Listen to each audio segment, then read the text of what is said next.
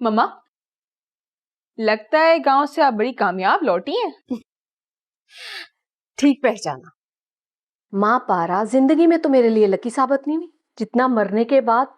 अब देखो ना, इधर इसका बेटा दोनों हाथों से हम पर पैसा लुटा रहा है और उधर उसका शौहर मजे से ब्लैकमेल हो रहा है।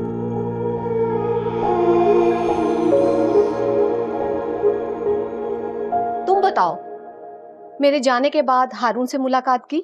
नहीं, मैंने उसे कॉल की थी और वो आने के लिए तैयार भी हो गया था, लेकिन उसके घर में कोई लड़की है निम्रा, वो हारून पे बड़ा रोब जमा रही थी और हारून भी उसे टाल नहीं सका।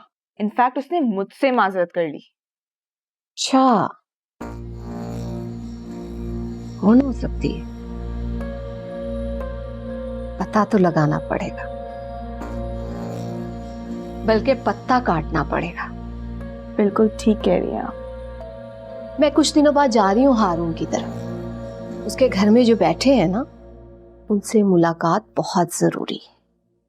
उसकी दादी तो मुझे देखते ही पहचान लेगी, बहुत शोर मचाएगी बुढ़िया, मगर उस बिचारी की सुनेगा कौन? वैसे मम्मा, मुझे नहीं लगता हारून इन लोगों को ज्यादा पसंद करता है।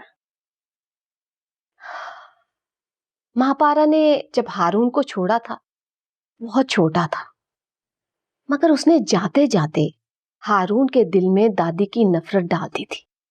वक्त के साथ साथ हारून की नफरत कम नहीं हुई, वो अपनी माँ की बातों को नहीं भूला। लेकिन मम्मा, माँ पारा ने तो वो घर और वो बच्चा अपनी मर्जी से छोड़ा था ना, तो फिर उन्होंने ऐसा क्यों किया? माँ पारा ने सीधे साधे बंदे इनाम रबानी को अपनी मोहब्बत में फंसाकर उससे शादी की थी और उसकी दादी इस शादी के खिलाफ थी। वो माँ पारा को कबूल भी कर लेती अगर वो उनकी खानदानी रवायात पर चलती और मशरकी बीवी होने का रूप ढाल लेती। क्यों भाई, क्यों ढाल लेती? बस ऐसे ही? साशा, माँ पारा ने बेवकूफी की थी, जल्दबाजी की और सारी उम्र बेसकून रही। अब देखो ना, हारून का बिजनेस, रहन सहन, लाइफस्टाइल, मुझे लगता है कि इनाम रबानी की जिंदगी में ये तरक्की शुरू हो गई होगी। काश काश इनाम रबानी जैसा बंदा मुझे मिल जाता।